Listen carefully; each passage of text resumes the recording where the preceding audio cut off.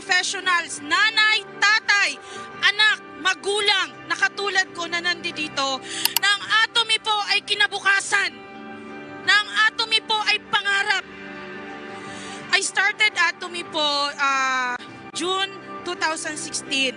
Naging sales master po ako. After 1 year po, naging Sharon Rose ako. Kumita po ako ng more than 300,000 pesos. Naisip ko sa sarili ko, kung ako, isang professional, kung ako merong traditional business, di po ba, yung income natin ganun lang?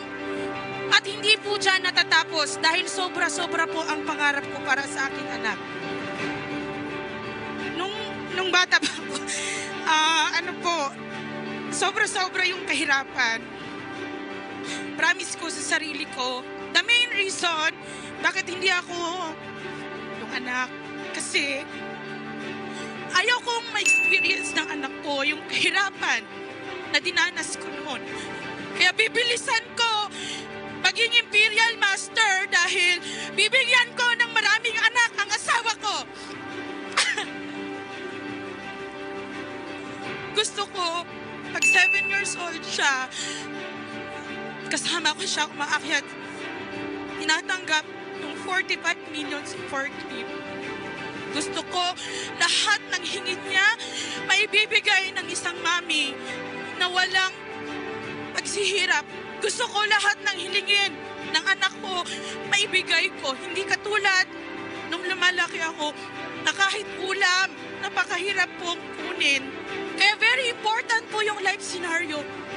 Alam niyo po ba, every time na uma-attend kayo ng one-day seminar ng Success Academy, idinodrawing niyo po, isinusulat niyo po ang future ng inyong mga mahal sa buhay.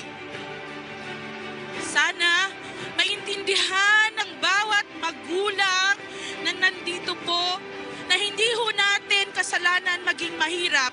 Pero kasalanan po natin kung hindi natin gagawin ang Atomy dahil ito na po ang sagot sa kahirapan.